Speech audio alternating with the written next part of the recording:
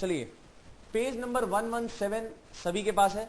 Allotment of shares की beginning करने जा रहे हैं आज। और जरा पुरानी यादें ताजा कर लें कि हमने सीपीटी में कॉन्ट्रैक्ट एक्ट में कई बातें पढ़ी थी।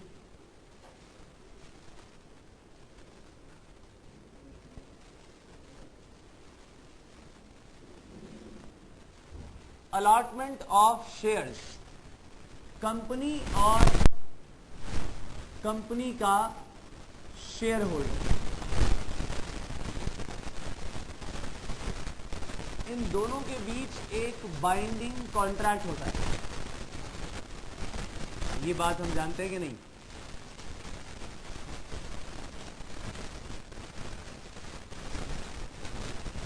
शेयर होल्डर जब प्रोस्पेक्टिव शेयर होल्डर होता है बिगिनिंग में, तो कंपनी को एप्लीकेशन देता है और कंपनी उसकी एप्लीकेशन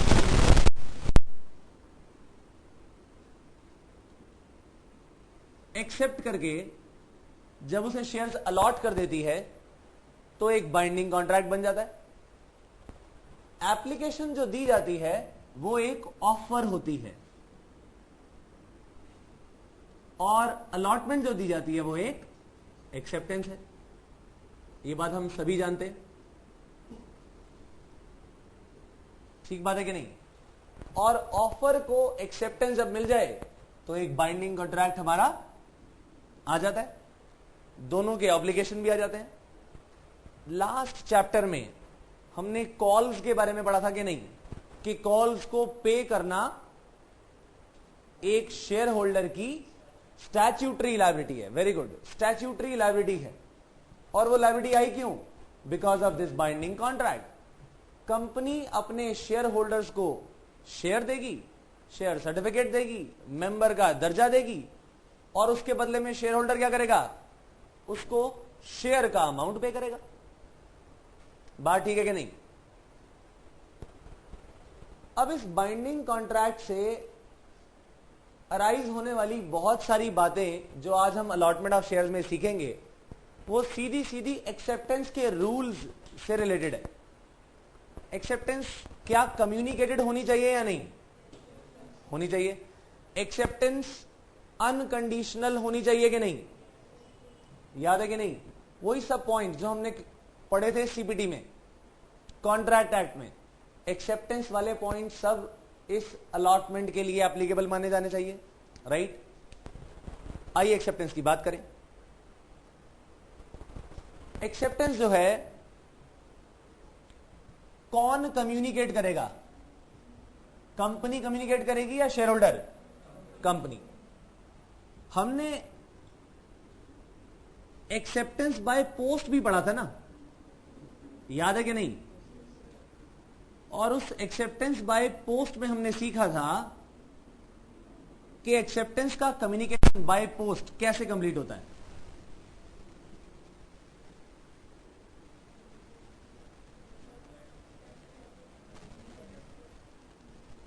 एक्सेप्टेंस की लेटर जब पोस्ट कर दी जाती है तो इस ऑफरर के अगेंस्ट एक्सेप्टेंस कंप्लीट हो जाती है। ऑफरर कौन है? हमारा शेयर होल्डर। ऑफरर कौन है? Share holder. और एक्सेप्टर कौन है? हमारी company.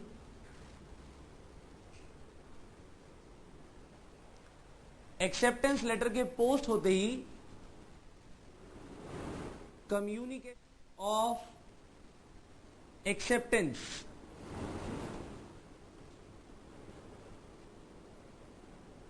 As against whom? As against the offerer is complete। ठीक बात है कि नहीं? चाहे ये लेटर रास्ते में खो ही क्यों ना जाए, ये पॉइंट आया था सीपीटी में। अगर इस पर्सन ने, एक्सेप्टर ने सही एड्रेस पर सही स्टैंप लगाकर प्रॉपरली लेटर पोस्ट कर दी है, तो चाहे ये लेटर रास्ते में खो ही क्यों ना जाए, फिर भी ये एक्सेप्टेंस वैलिड मानी जाती है। लाखों शेयर होल्डर जो प्रोस्पेक्टिव शेयर होल्डर है हमारे पास लेटर्स भेजेंगे एप्लीकेशन की या नहीं? उनमें से कुछ लोगों को हम अलॉट करेंगे, कुछ को रिफंड करेंगे, हाँ या ना? सबके घर, कुछ के घर अलॉट, कुछ के घर रिजेक्शन जाएगी। सबको कम्युनिकेट करना भी जरूरी है, हाँ या ना? क्या सबको फोन करके बोलेंगे? बताइए जरा, क्या इसके लिए रिटन कम्युनिकेशन होना जरूरी है या नहीं? या सबको बुलाएं कि आ जाओ जी, ले जाओ अपने लेटर्स? क्या करना चाहिए? पोस्ट कर देना चाहिए। ठीक बात है कि नहीं? इसका मतलब कंपनी जितने भी अलॉटमेंट लेटर होगी, यानी अपनी एक्सेप्टेंस, कैसे अलॉटमेंट की जो लेटर्स हैं वो पोस्ट करेगी। ये बात क्लियर हुई कि नहीं? ये सारी लेटर जब पोस्ट की जाएंगी तो एक्सेप्टेंस बाय पोस्ट के सारे रूल्स इस पर अप्लाई हो जाएंगे। इसका मतलब ये एक्सेप्टेंस लेटर जैसे ही पोस्ट की गई, ऑफरर के अगेंस्ट कम्युनिकेशन पोस्ट करते ही कंप्लीट हो गया। And point number 2, even if letter is lost in transit,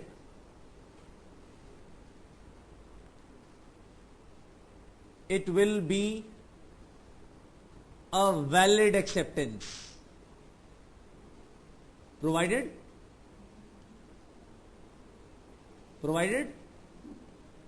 बोलिए, प्रोवाइडेड क्या होना चाहिए? Letter should be correctly addressed,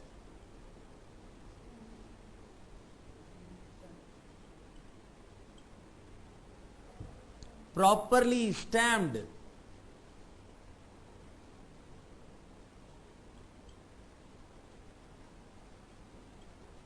and posted। तो अगर इन्होंने ये लेटर पोस्ट कर दी है सही एड्रेस, सही स्टैंप लगाकर, तो ये मान लिया जाएगा कि चाहे रास्ते में खो ही क्यों ना गई हो, फिर भी ये वैलिड एक्सेप्टेंस मानी जाएगी। ठीक बात है कि नहीं? तो अगर हमारे इस कंपनी ने एक्सेप्टेंस दे दी है तो ये एक्सेप्टेंस का एक और रूल भी फॉलो करेगी कि acceptance should be made with in a reasonable time, otherwise offer will be lapsed. पढ़ा था कि नहीं? पहला पॉइंट अगर ये हुआ तो दूसरा पॉइंट क्या होना चाहिए? It should be made with in a reasonable time. Second point, acceptance should be made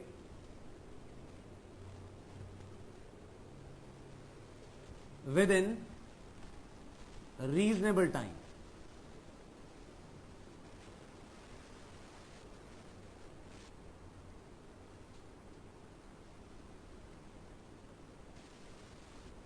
Otherwise application will lapse. It should be absolute and unconditional.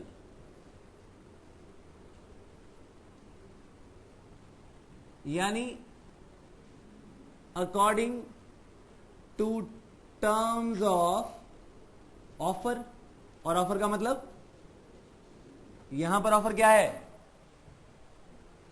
Application. बिल्कुल ठीक बात। यहां पर ऑफर क्या है? एप्लीकेशन।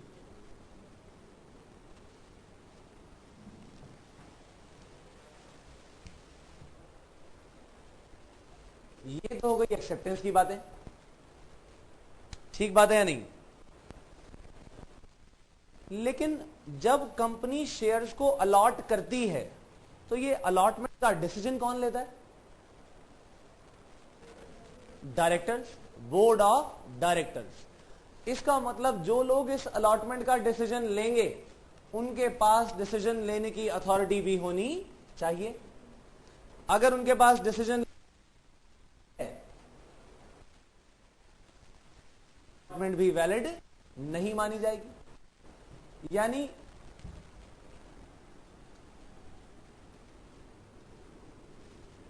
allotment should be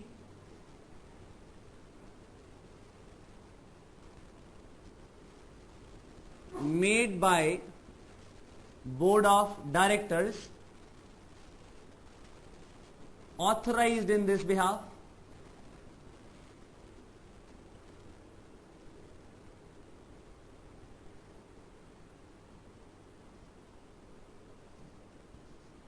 बिना authorisation के ये वैलिड नहीं मानी जाएगी, इनवैलिड मान ली जाएगी।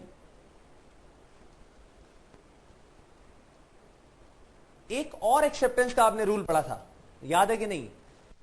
जरा सोच के बताइएगा।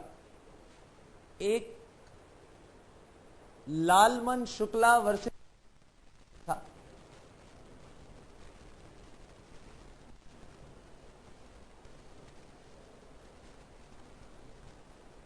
वैसा ही एक एग्जाम्पल जिसमें एक पर्सन का नेफ्यू खो गया था और उसके नौकर ने उसको ढूंढ लिया था और लेके चला गया। Acceptance cannot precede an offer, यानी बिना ऑफर के एक्सेप्टेंस नहीं हो सकती। ये पढ़ा था कि नहीं कि भैया बिना ऑफर के एक्सेप्टेंस नहीं हो सकती। इसका मतलब ये कि जिन लोगों ने एप्लीकेशन दी है उन्हीं को अलॉट किया जाएगा। ठीक बात है कि नहीं? यानी बिना एप्लीकेशन के अलॉटमेंट नहीं हो सकती। अलॉटमेंट सिर्फ और सिर्फ उसी पर्सन को होगी जिसने हमें शेयर्स के लिए एप्लीकेशन भेजी है। ठीक बात है कि नहीं? यानी next point, allotment to be made to whom? To those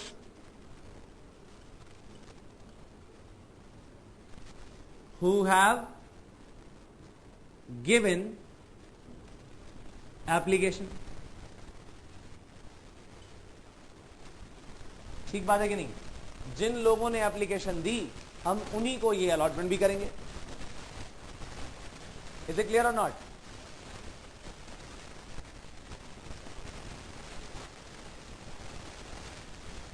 तो ये तो वही बातें हो गई जो हमने पुरानी आज तक पढ़ी हुई हैं, और देखो कहां उसका एप्लीकेशन होता है। ठीक बात है नहीं? हमने अपने पेज नंबर 116 को पूरी तरह से कर लिया है इसी बोर्ड पे। आइए जरा पढ़ना शुरू करें कि अलॉटमेंट चीज क्या है। Page number 117 not 116। Allotment of shares, इसका मीनिंग पढ़ेंगे सबसे पहले। The prospectus issued by a company is the invitation to the public to apply for the shares of the company। ये बात हम पहले जानते हैं कि नहीं? क्या होता है ये? Invitation to an offer, prospectus की बात कर रहे हैं। An application for shares is an offer from the applicant to purchase the shares। ये बात भी हम कर चुके हैं। When an application is accepted by the company, it is called an allotment। ठीक बात है? Thus the allotment is a fresh issue of shares or reissue of forfeit shares is not allotment। क्यों? क्योंकि reissue से अगर आप calculate करना चाहेंगे कि क्या reissue allotment होता है या नहीं, आपके दिमाग में ये पॉइंट्स आ जाने चाहिए। सबसे पहले पॉइंट नंबर 5, क्या कभी reissue के लिए एप्लीकेशन आती है? वो तो हम किसी एग्जिस्टिंग पर्सन को, कि नोन पर्सन को इशू कर देते हैं। इसका मतलब ये कि री इशू के केस में डायरेक्ट अलॉटमेंट की जा रही है, वहां एप्लीकेशन हमारे पास नहीं आ रही, इसीलिए हम उसे अलॉटमेंट कहेंगे ही नहीं। इज इट क्लियर और नॉट? तो री इशू ऑफ शेयर जब भी होता है उसे हम अलॉटमेंट नहीं कहते। अलॉटमेंट सिर्फ और सिर्फ तभी होता है जब पहली बार फ्रेश इशू किया जाता है और पब्लिक से या कोई भी पर्सन शेयर्स के लिए एप्लीकेशन देता है। Is it clear? आगे चलते हैं। A valid allotment creates a binding contract between the company and the allotment. Is it clear? तो इसके बीच क्या बन जाता है? Binding contract. राइट? आगे चलते हैं। मुझे एक बात बताइए कि कंपनी जब शेयर्स को अलॉट करती है, कैपिटल नहीं कराती, करवाती है। ऑथराइज कैपिटल करती है हमारी ऑथराइज। क्या इस ऑथराइज्ड कैपिटल को हमने अलॉट करने के लिए कोई स्टेप लिया? अभी तक सिर्फ ऑथराइज ही करवाया है, इशू करने के लिए नहीं लिया। जब तक कोई स्टेप नहीं लिया हम कहेंगे ये अभी अनएप्रोप्रिएटेड कैपिटल है। क्या बोलेंगे? अनएप्रोप्रिएटेड कैपिटल। एप्रोप्रिएशन कब होगा इसका? जब हम इसके इशू करने की कार्रवाई शुरू करेंगे और शेयर अलॉट कर देंगे तो इसका एप्रोप्रिएशन भी हो जाएगा। वर्ड यहां पर अगर समझना है तो हमें याद करना पड़ेगा sale of goods act. Sale of goods act में हमने क्या सीखा था? वर्ड देखा था, टाइप ऑफ गुड्स देखी थी, specific goods, uncertain goods, ascertain goods. Uncertain goods को असर्टेन करने के लिए क्या चीज चाहिए होती है? Appropriation of goods. जब हम गुड्स को क्या करते हैं? दिए गए कॉन्ट्रैक्ट के अकॉर्डिंगली निकालते हैं, उसका वेट मेजर करते हैं और डिलीवरी के लिए तैयार कर देते हैं, तो हम कहते हैं जी एप्रोप्रिएशन ऑफ गुड्स हो गया। पहले जब तक ये सब काम नहीं किया गुड्स क्या थी? अनअसर्टेन्ड, अनएप्रोप्रिएटेड। अब क्या हो गई? एप्रोप्रिएटेड। ठीक बात है कि नहीं? वही सेम चीज, कैपिटल अभी तक हमने अलॉट नहीं की, जब उसका एक हिस्सा अलॉट कर दिया तो क्या बन गई वो? Appropriated capital. आइए केस को पढ़ें। Shri Gopal Jan and company versus Calcutta stock exchange association limited. Allotment is the appropriation out of previously unappropriated company of certain number of shares to a person. यानी जब उस सारे के सारे अनअप्रोप्रिएटेड कैपिटल में से कुछ हिस्सा हम किसी एक पर्सन को अलॉट कर देंगे तो क्या बन जाएगी? ये एप्रोप्रिएटेड कैपिटल। इसे ही हम अलॉटमेंट ऑफ शेयर्स कहते हैं। राइट, आइए आगे चलें। अब जनरल प्रिंसिपल्स की बात, ये तो हम चुके हैं, फटाफट से पढ़ लेते हैं। Proper authority. प्रॉपर अथॉरिटी का मतलब क्या? कि बोर्ड ऑफ डायरेक्टर्स जो कि ऑथराइज्ड है इस काम को करने के लिए, उन्होंने पैसा मंगवा लिया। आइए पढ़ें। The allotment made by a proper authority, that is board of directors और committee properly authorized to allot shares on behalf of board of directors. Otherwise the allotment will be invalid. ठीक बात है बिल्कुल। सेकेंड पॉइंट की बात करते हैं। Allotment application only. ये साफ बात बताती है कि भैया acceptance can not precede an offer. पहले तो एप्लीकेशन आएगी तभी अलॉटमेंट होगी। An allotment can be made only on a written application in the form applied by the company in this regard. Thus valid allotment cannot be made on an oral request. Written होना चाहिए, ये सब जानते हैं। Communication of allotment. No binding contract is created until the allotment is properly communicated to the applicant. Generally the allotment is communicated through post. Posting of properly addressed and stamped letter of allotment is sufficient communication even if the letter is delayed. Case का नाम fire and carriage accident insurance company versus gram. Very important case law. किसी ने ये बताया acceptance by post का पूरा system. Is it clear? ये हम पहले ही पढ़ चुके हैं। Reasonable time. The allotment of shares must be made within a lapses. ये एक्सेप्टेंस का रूल है। Absolute and unconditional. The allotment of shares must be absolute and in accordance with the terms and conditions of the application. Otherwise, the applicant may reject the allotment. ठीक बात है कि नहीं? ये हो गए हमारे जनरल प्रिंसिपल। क्यों? क्योंकि ये एप्लीकेशन और अलॉटमेंट ऑफर एंड एक्सेप्टेंस के रूल्स पर बेस्ड है। अब आते हैं स्टैट्यूटरी प्रोविजन कि लॉ क्या कहता है। बड़े ध्यान से मेरी बातें समझ लीजिए।